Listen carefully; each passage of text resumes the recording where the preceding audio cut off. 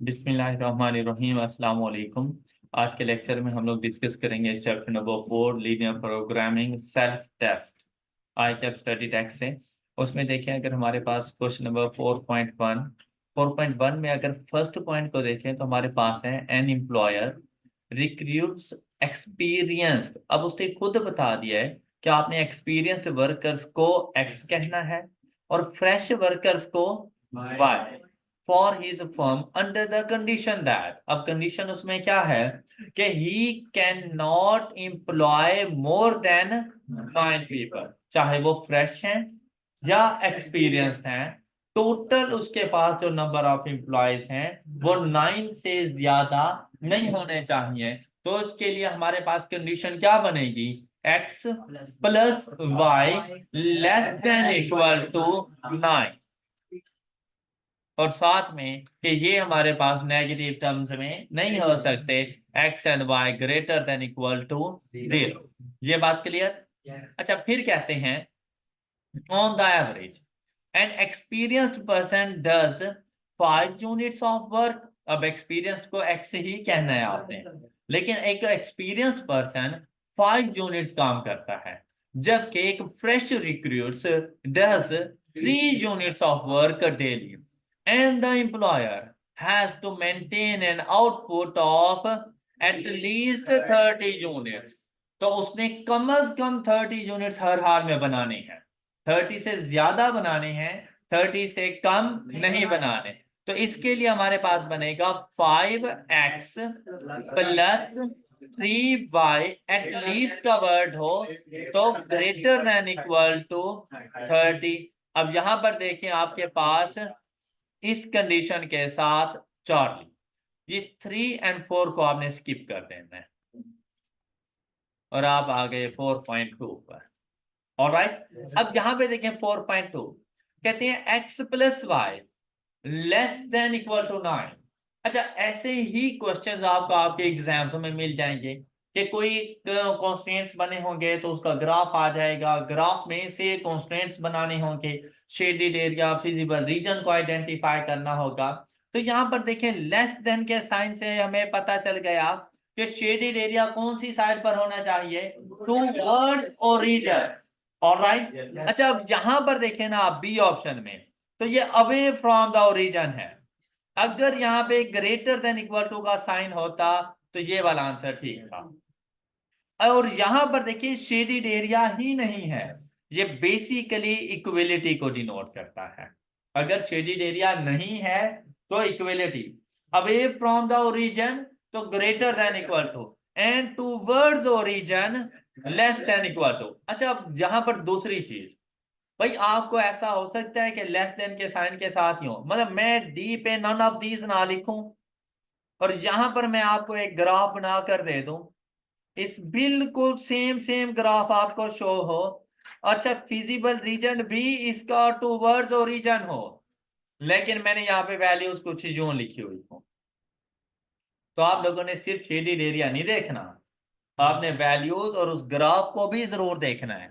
अब अगर आप लोग देखें ना, मैंने क्यों सिर्फ इनइक्वलिटीज के साइन को देखा, क्योंकि हर ग्राफ पे मेरी नजर पड़ गई थी कि 9 वैल्यूज लिखी हुई हैं, और यहां से भी मैंने देख लिया कि x को 0 करूं तो y 9, y को 0 करूं तो x 9, x and y intercept 9 होने चाहिए, 9 एंड 5 नहीं, तो हम इसको नहीं टिक करेंगे फिर।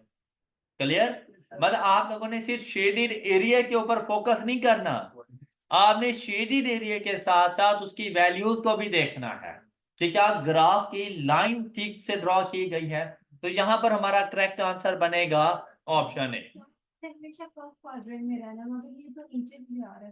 यहां पर देखो, उसने बाकी कंडीशन नहीं बताई कि x and y greater than equal to 0। अगर बता दे तो हम लोग फर्स्ट क्वाड्रेंट में हैं। अभी के लिए वो सिर्फ एक जर्नल इसका क्वेश्चन है कि भाई अगर ऐसा है तो क्या कंडीशन बनेगी, तो ऑप्शन ए आएगा, नन ऑफ दिस पे नहीं जाना। इधर उसने मना भी तो नहीं किया आपको, तो हमें तो पता ही नहीं है कि एक्स एंड वाई है क्या, हो सकता है ये जस्ट वैल्यूज हो। ओके, नेक्स्ट देखिए हमारे पास, कहता है ये ग्राफ है ग्रेटर देन इक्वल टू 30।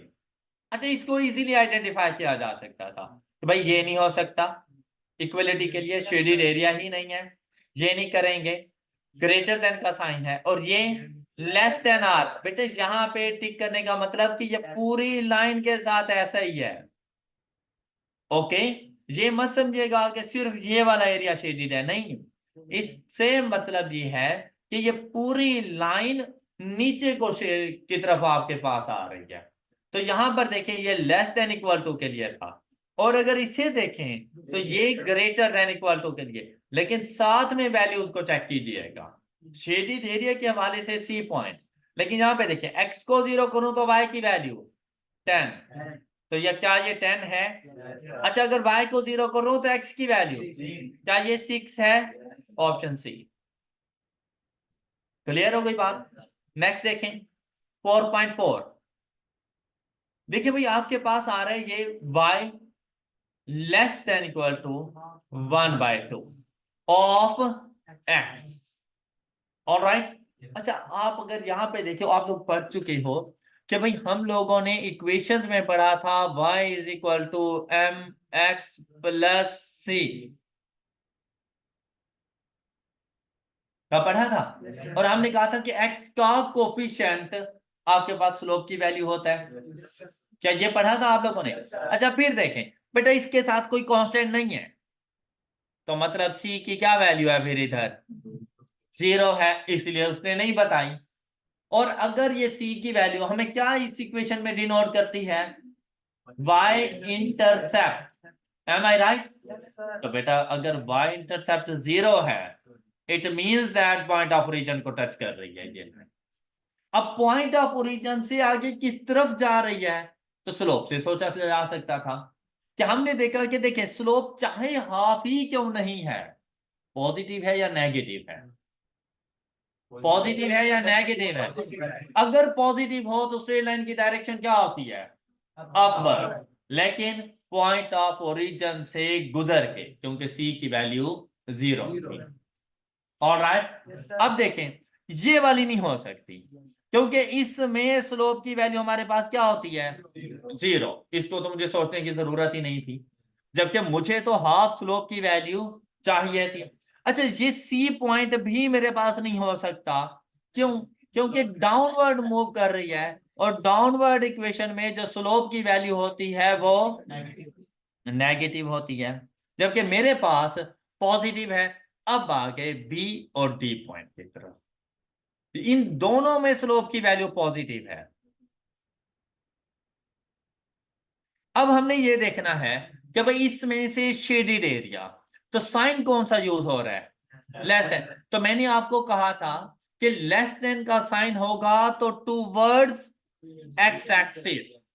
अब यहां पे ओरिजिन को नहीं डिफाइन कर सकते, towards x axis less than equal to, and towards y axis greater than equal to के लिए होता है। तो अब इधर हम लोगों ने किसको टिक करना है? ओके, नेक्स्ट जी आपको एक क्वेश्चन गिवन, और आपसे कहते हैं the common region shaded part shown the diagram refers to. अब कॉन्स्ट्रेंट्स हम लोगों ने बनाने हैं। अच्छा, मजे की बात यह है कि कॉन्स्ट्रेंट बेसिकली उसने बना के दे दी हैं, लेकिन वो सारे कॉन्स्ट्रेंट्स इक्वलिटी के साइन के साथ हैं। हमने ये बताना है इसके साथ साइन कौन से यूज। ऑलराइट, तो सबसे पहले देखें ये लाइन 1 है आपके पास, 1 बाय 1 आपने देखना था। ये लाइन 1 को अगर आप लोग देखो तो अवे फ्रॉम द ओरिजिन, तो बेटा इसके साथ ग्रेटर देन इक्वल टू का साइन आ जाएगा। ऑलराइट, फिर लाइन 2, अगर लाइन 2 के शेडेड एरिया को देखो तो टूवर्ड्स द ओरिजिन, तो इसके साथ लेस देन इक्वल टू का साइन आ जाना था। फिर आप आ जाए लाइन 3, तो लाइन 3 को अगर आप लोग देखें तो ये टूवर्ड्स वाई एक्सिस जा रहा है, और अगर वाई एक्सिस जाएगा तो ग्रेटर देन इक्वल टू। और अगर लाइन 4 को देखो तो एक्स एक्सिस की तरफ आ रहा है, तो इसके साथ लेस देन इक्वल टू। क्या ये बातें क्लियर हो गई? अब देखते हैं जनाब इसमें से कौन सा हमारा आंसर बनेगा। फर्स्ट में ग्रेटर देन, इसमें लेस देन है, गलत हो गया। फिर सेकंड में लेस देन, इसमें ग्रेटर देन है, ये गलत हो गया। ओके, अब इधर आए, यहाँ पे ग्रेटर देन का साइन, लेस देन का sign, x and y greater than equal to 0 B. तो बहुत ज्यादा जल्दबाजी नहीं करनी, सुकून से क्वेश्चन को देखकर फिर जा, क्योंकि ये फिर मुफ्त के 2 नंबर होते हैं और आपकी थोड़ी सी जल्दी की वजह से वो 2 नंबर जाए हो जाते हैं आपके। राइट, हमेशा अपने आप को 100% पे रखना है। अच्छा यहां पे देखें, the region indicated by the shading in the graph is expressed by the inequalities। अच्छा इनइक्वालिटीज तो हम बता देंगे, ये देखें, ये वाली जो लाइन है ना, इसके साथ इनइक्वालिटीज कौन सी आ जाएंगी, और इस लाइन के साथ ये हम बता देंगे। लेकिन अगर यहां पे पूछा जाता द फिजिबल सॉल्यूशन इज, तो हम कहते हैं नॉट पॉसिबल, क्योंकि फिजिबल सॉल्यूशन होता है तमाम कॉन्स्ट्रेंट्स का कॉमन शेडेड एरिया, तो इनका तो कुछ कॉमन है ही नहीं, तो इसका फिजिबल सॉल्यूशन नहीं। जब फिजिबल सॉल्यूशन नहीं है तो ऑप्टिमल सॉल्यूशन भी फाइंड नहीं हो सकता, तो सॉल्यूशन नॉट पॉसिबल। ऑलराइट, लेकिन इसने कहा था कि भाई इनइक्वालिटीज बताएं, तो इनइक्वालिटीज हम लोग क्या बता देंगे। अब आपने देखना है कि फर्स्ट ग्राफ में मुझे ऐसी लाइन चाहिए जिसमें 2x एंड y इंटरसेप्ट आने चाहिए, और सेकंड में मेरे पास 4x एंड y इंटरसेप्ट आने चाहिए। अच्छा एक के साथ लेस देन का साइन है, दूसरे के साथ ग्रेटर देन का साइन है। अच्छा यहां पे जरा गौर कीजिएगा, दोनों के साथ लेस देन का साइन, मैंने इसको कैंसिल कर दिया। यहां पे गौर करें, दोनों के साथ, मैंने इसको कैंसिल कर दिया। यहां पे गौर करें, एक के साथ लेस देन, दूसरे के साथ सिर्फ ग्रेटर, नहीं आता सिर्फ ग्रेटर देन। ओके, इसको भी कैंसिल कर दिया, the one and only option B, sorry A. Alright,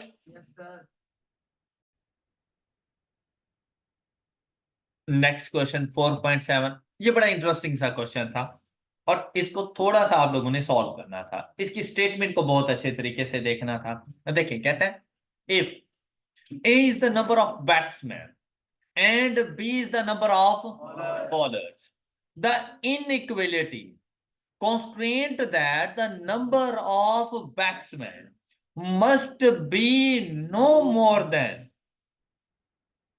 50% of the। अच्छा यहां पे आके बच्चे पता है क्या मिस्टेक करते हैं, उसने पहला क्या कहा, नंबर ऑफ, तो नंबर ऑफ बैट्समैन को हम किससे डिनोट कर रहे हैं, बच्चे यहाँ पे ए ही लिखते हैं। फिर नो मोर देन, तो नो मोर देन से क्या मुराद होता है, लेस देन इक्वल टू होना चाहिए, नंबर ऑफ बैट्समैन को लेस देन इक्वल टू होना चाहिए किसके, 50% ऑफ, 50% ऑफ से मुराद होता है मल्टीप्लाई कर दो, किसको, उसने कहा टोटल प्लेयर्स को, और बच्चे जाके बी लिख देते हैं, तो यहीं पे गलती हो जाती है। तो उसने नंबर 20 से मुराद तो नंबर ऑफ बॉलर्स था, जबकि उसने क्या कहा था, तो टोटल प्लेयर्स मेरे पास कैसे बनेंगे, number of batsman plus number of, तब जाके टोटल प्लेयर्स मेरे पास बनेंगे। ये बात समझ आ गई? अब जाकर हम लोगों ने ना इसको सॉल्व कर लेना था, तब जाके आपके पास इनइक्वालिटीज आनी थी। जहां तक की बात आपको समझ आ गई? अब देखिए अगर 50% को हम लोग इसमें जाकर मल्टीप्लाई करें ए प्लस बी के साथ,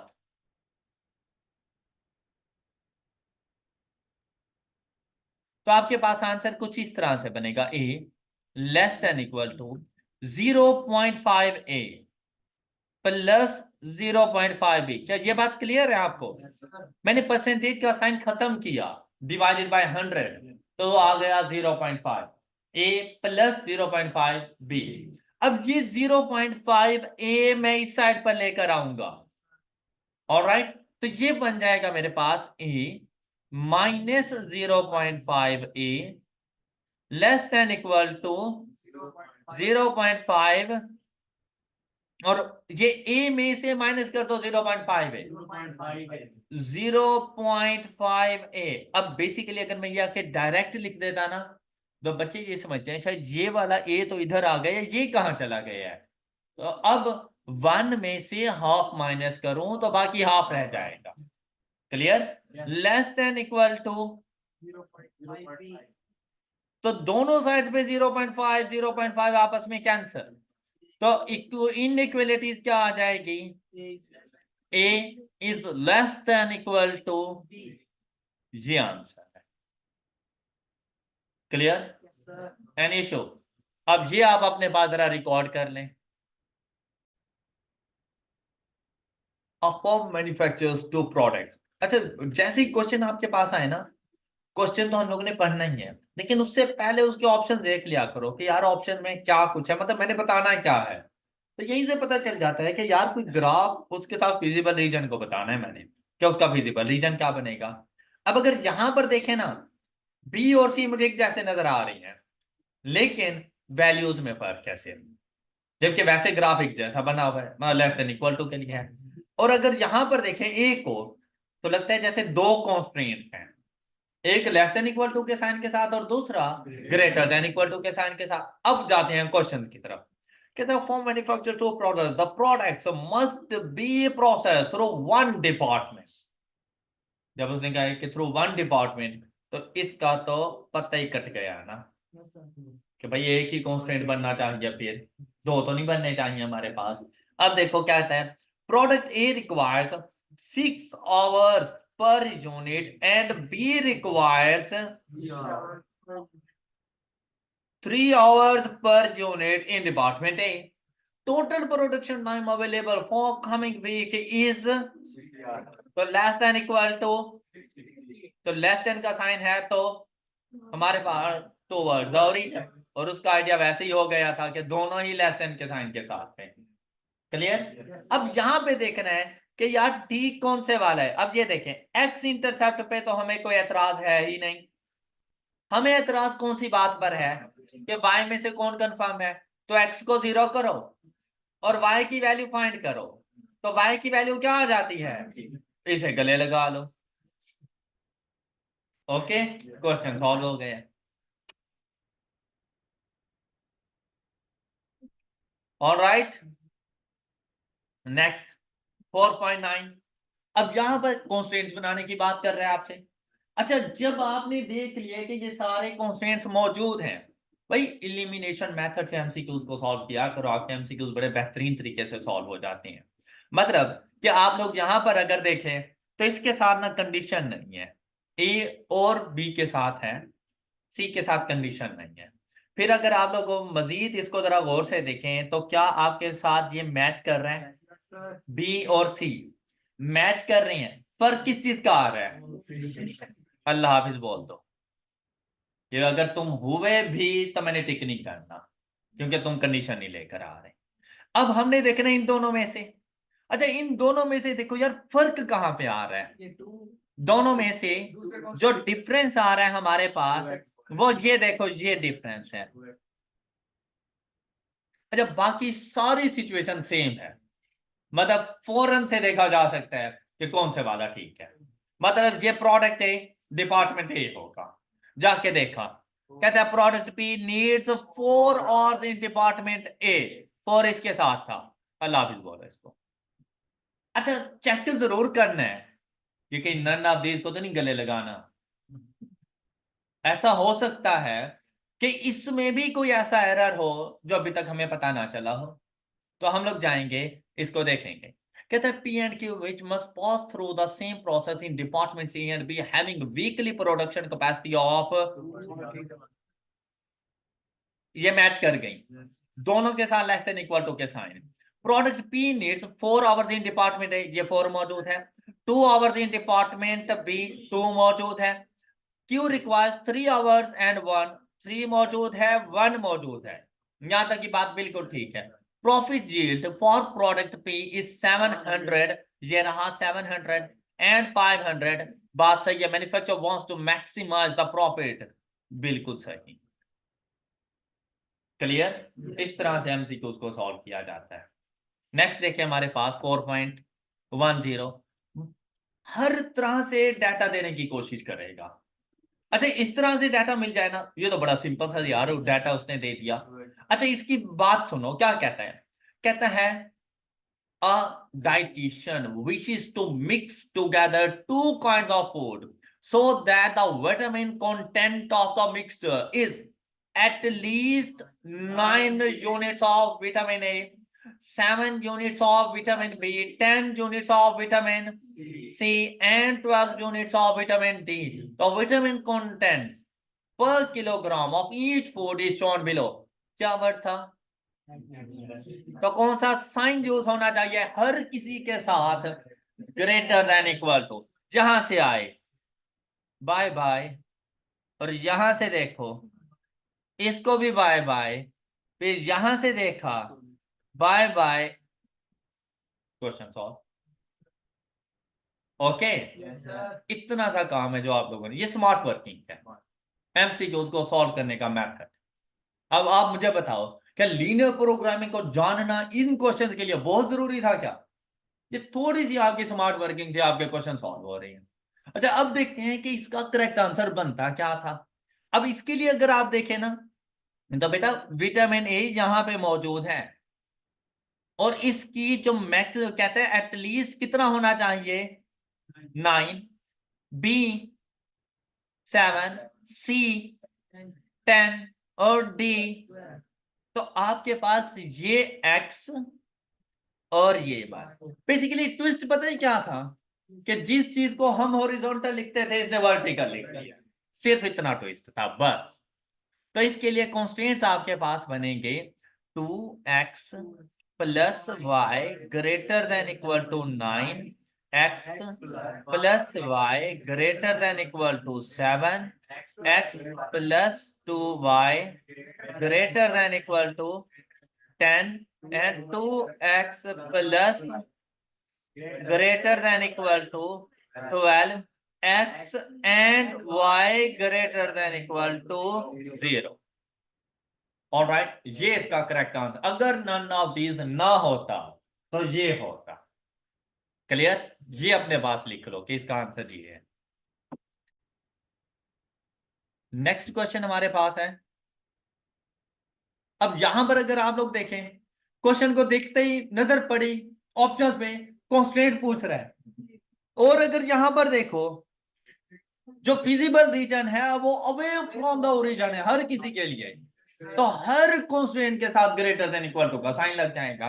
तो जैसे ही ऑप्शंस के पास गए लेस देन, भाई इसको वापसी देखने की जरूरत ही नहीं है, और जैसे ही इसके पास आए none of this, question solve हो गया हमारा।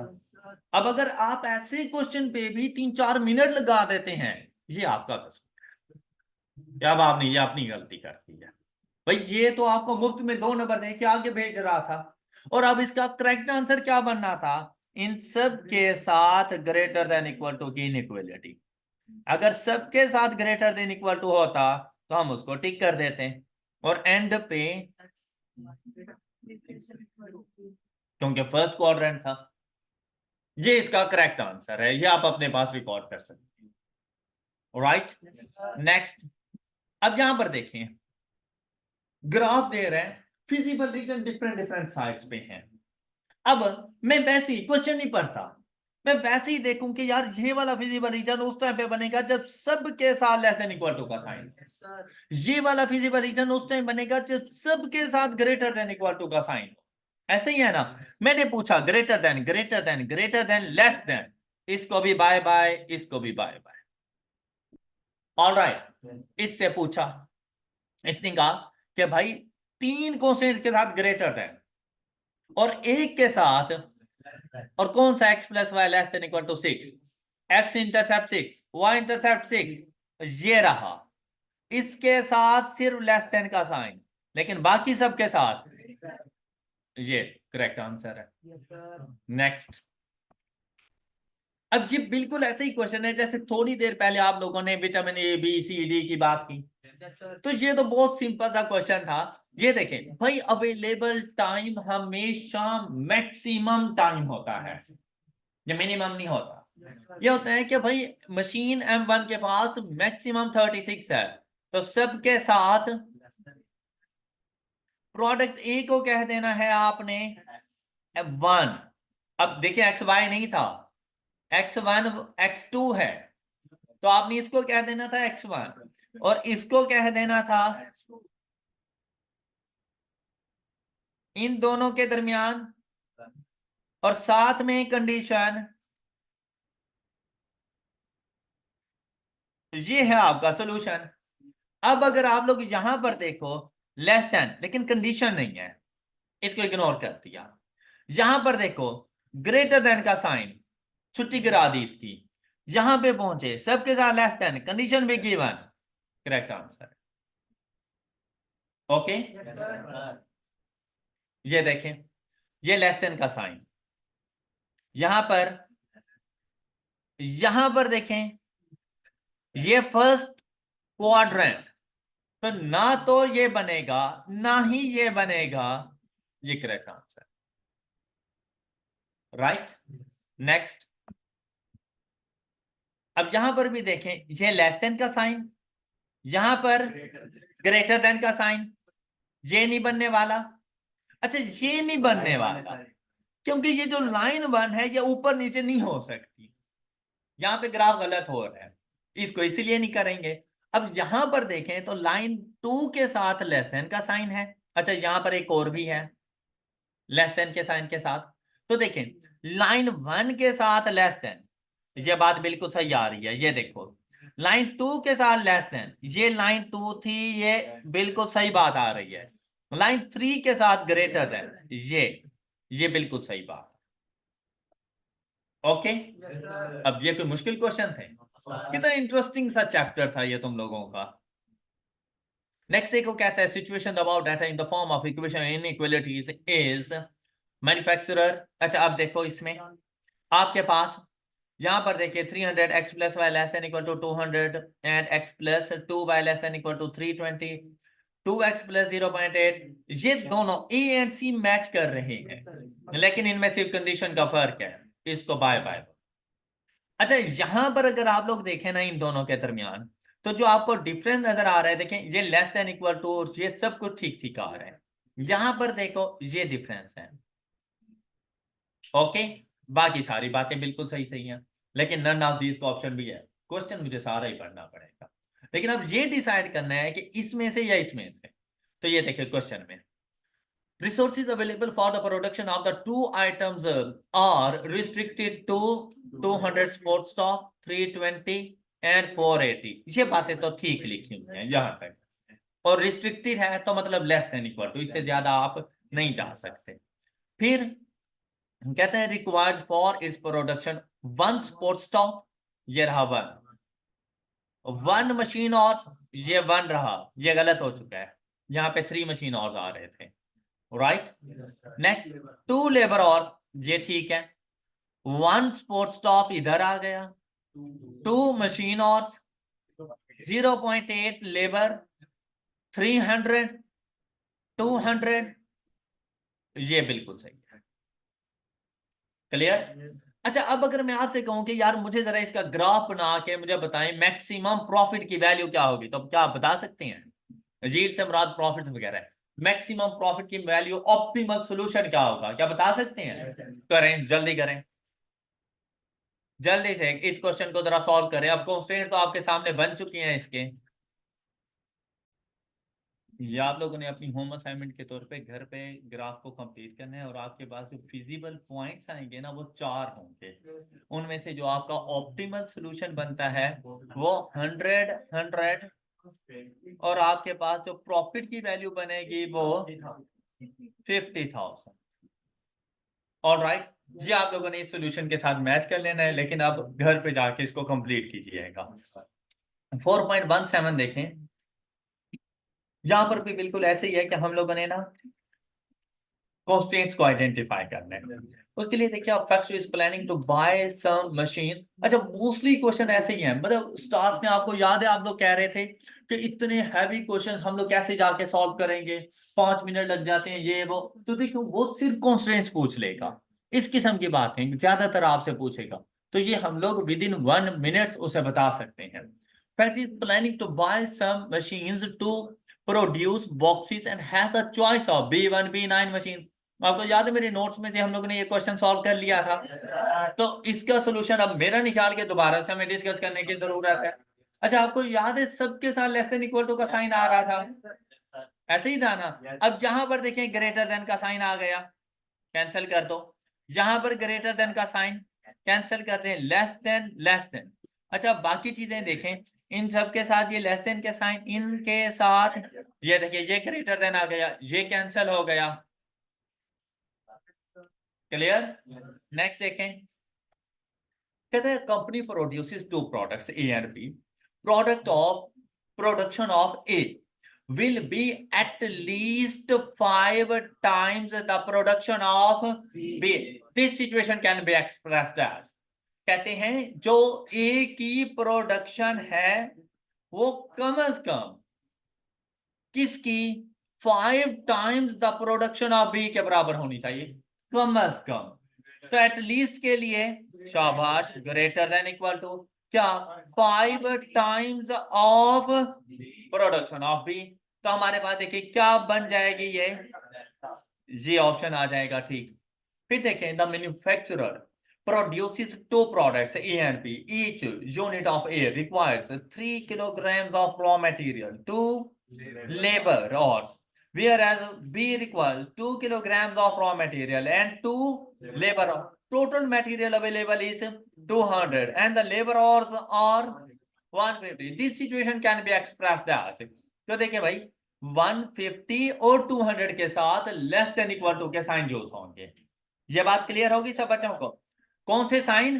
तो इसके साथ क्या है, तो इसको कैंसिल कर दें।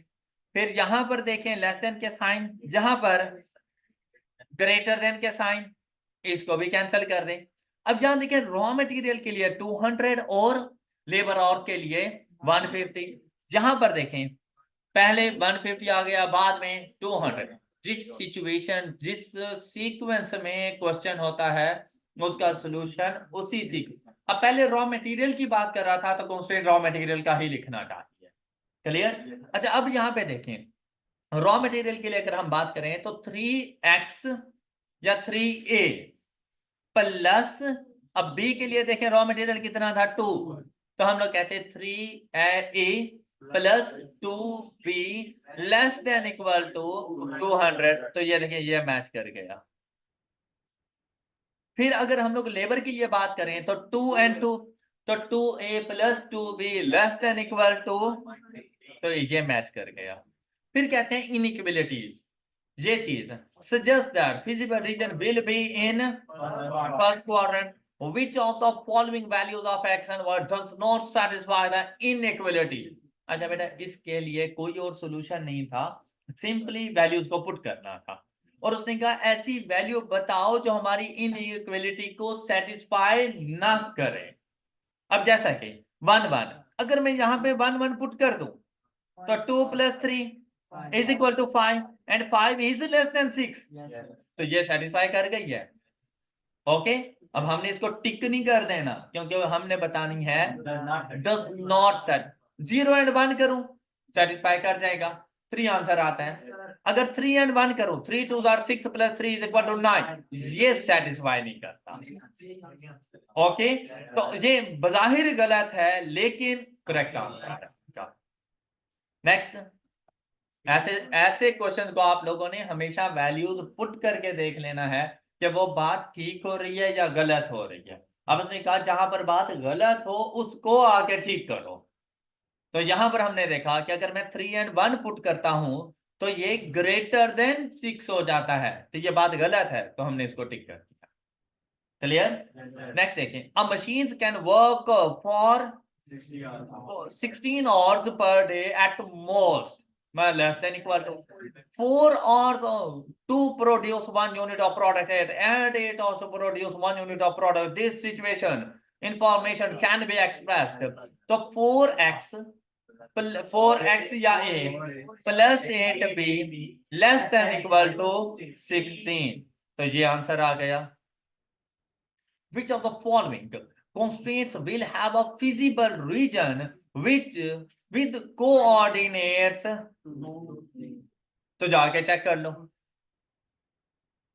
एग्जैक्टली वैल्यूज को पुट करके देखा जा सकता है। अब यहां पर देखिए हमारे पास कहते हैं which of the following constraints will have a feasible reason with coordinates 2 and 3। अच्छा यहां पे देखिए अगर x को 0 पुट करो तो y की वैल्यू 8 और y को 0 पुट करूं तो x की वैल्यू 4। यहां पर देखें x को 0 पुट करूं तो y की वैल्यू, और अगर y को 0 पुट करूं तो x की value.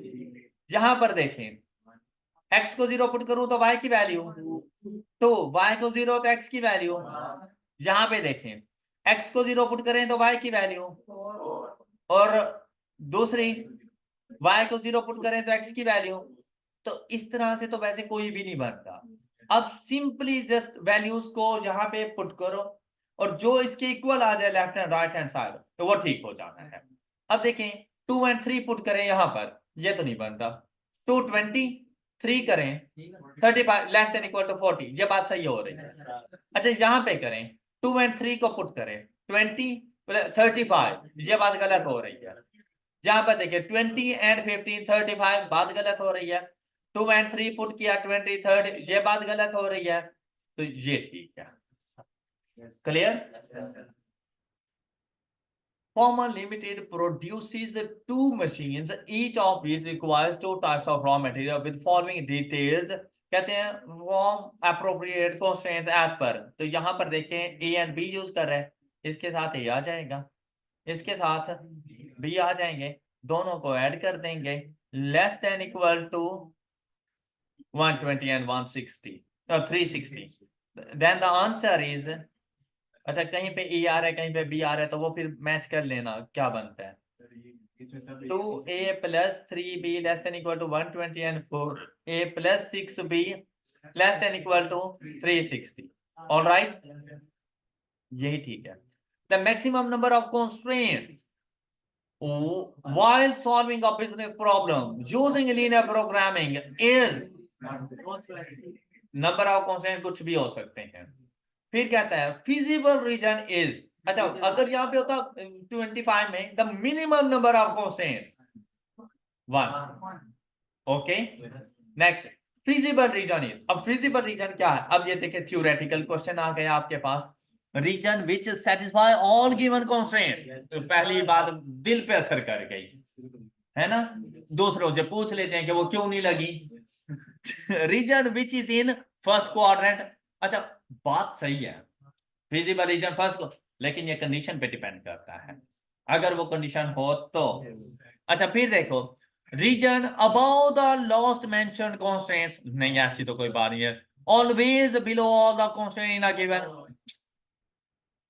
Corner points theorem states, ये जो हम लोग फिजिबल रीजन के कॉर्नर पॉइंट्स फाइंड करते हैं उसे कहा जाता है कॉर्नर पॉइंट थ्योरम।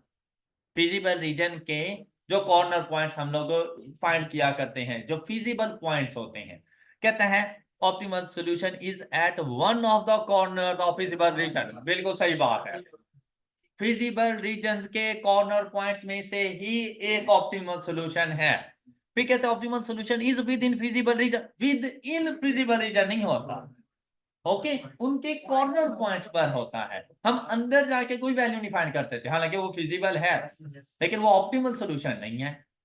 फिर देखें profit is maximum at all corner of the, नहीं बिल्कुल भी नहीं, ऑप्टिमल सॉल्यूशन पे प्रॉफिट मैक्सिमम होगा। फिर क्या कहता है revenue is maximum at all corner, नहीं ये बात भी नहीं, फर्स्ट वाली सही थी। Linear programming model can be used for profit maximization and cost for the following set of inequalities the objective function identify the optimal solution using corner points theorem। तो बेटा इस बात से नहीं परेशान हो जाना using corner point theorem, तो हम लोगों ने corner point theorem से ही linear programming को सॉल्व किया है। ऑल राइट अच्छा अब हम लोगों ने क्या करना है भाई, x एंड y से तो मुराद है कि भाई फर्स्ट क्वाड्रेंट में हमने रहना है। फिर हमारे पास है x plus y less than equal to 8 और ऑब्जेक्टिव फंक्शन है ये, तो ये देखो ये बन गया 8 8 0 8 एंड 8 0 पॉइंट बन गए। यहां पे आके पुट किया, अगर यहाँ पे x को 8 पुट करें तो 80, y को 8 पुट करें तो 16, तो कौन से पॉइंट पर 8 एंड 0 पर, मैक्सिमम प्रॉफिट बताना था तो 8 एंड 0 पर आ जाएगा। बात क्लियर? नेक्स्ट। अच्छा, अब इसी में अब दो पॉइंट्स हमारे पास आ गए, बात एक जैसी थी। अब इसके लिए अगर देखें, फर्स्ट के लिए देखें, x को 0 तो y की वैल्यू, y को 0 तो x की वैल्यू 5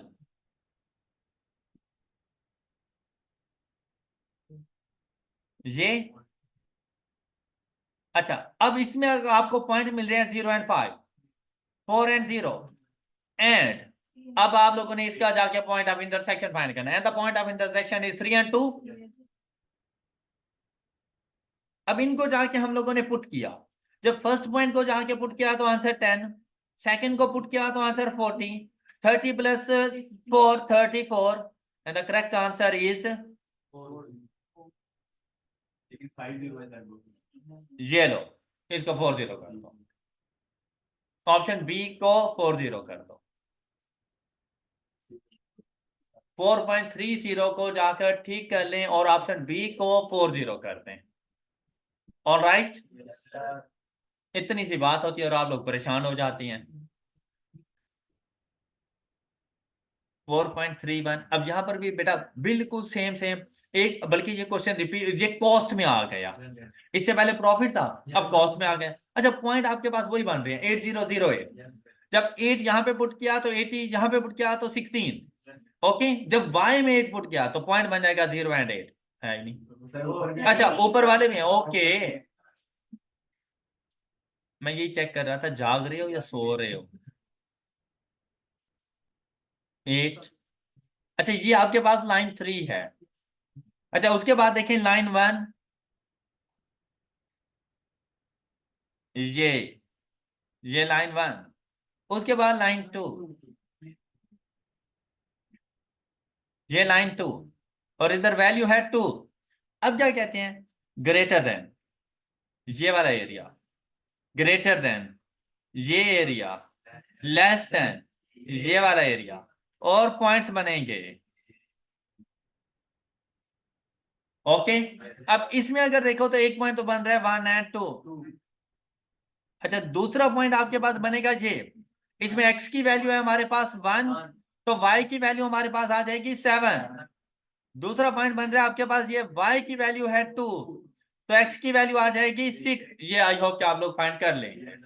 अब इनको जाके पुट करें तो 10 1 plus 2 2 is equal to 14, then 10 plus 14 660 plus 464, and the answer is all right। अच्छा, इसी तरह से बेटा अब ये वाले क्वेश्चन आपके लिए ज्यादा इजी हैं, मतलब ये छोटे छोटे क्वेश्चन करके ये आपकी तौहीन है अगर हम ये वाले क्वेश्चन करें तो, और वो मैं करना नहीं चाह रहा। 4.33 भी बिल्कुल ऐसे ही था कि आप लोगों ने कॉन्स्टेंट्स वगैरह फाइंड करके दे देने थे, हो जाएगा। 34 कर लेंगे, 35 द फॉलोइंग कॉन्स्टेंट्स।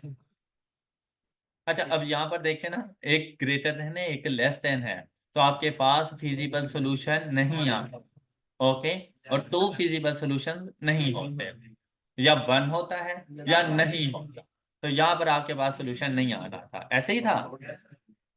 हाँ जी। अच्छा, ये अगर उलट हो जाता कि इसके साथ ग्रेटर देन इक्वल टू और इसके साथ लेस देन इक्वल टू, फिर 1 फिजिबल रीजन आपके पास फिर बनता, फिर जो मिड का एरिया था ना उसका, वो आपके पास फिजिबल रीजन बन जाता।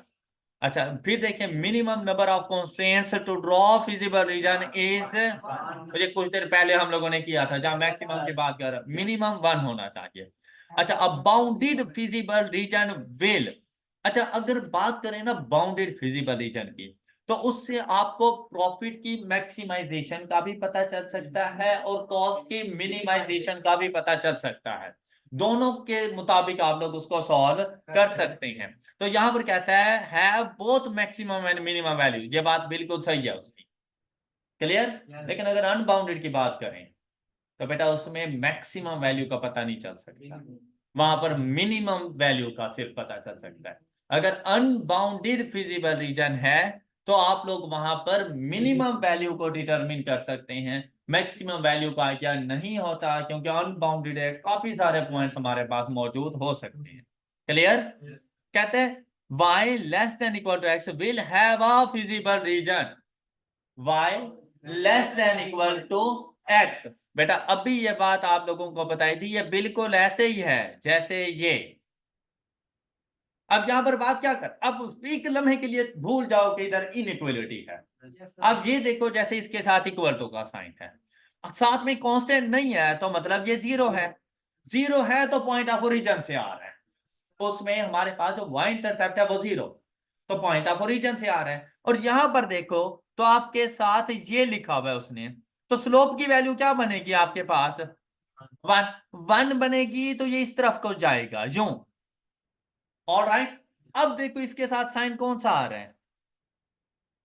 लेस देन इक्वल टू है तो टूवर्ड्स एक्स एक्सिस, लेकिन इक्वलिटी भी है, मतलब ये लाइन खुद भी शामिल है, और टूवर्ड्स एक्स एक्सिस वाला एरिया आपके पास शेडेड एरिया फिजिबल रीजन बनेगा। अब इसकी बात सुने, कहते हैं about y axis only, y axis से अबाउ की तो कोई बात ही नहीं है यहां पर। फिर क्या कहता है? बिलो वाई एक्सिस ओनली, नहीं बिलो वाई एक्सिस तो काफी सारा एरिया हमारे पास आ जाएगा, फर्स्ट क्वाड्रेंट सारा आ जाएगा हमारे पास। फिर कहता है about x axis only, about axis से बिल्कुल ये बात सही है, लेकिन सारा एरिया नहीं लेना। क्या?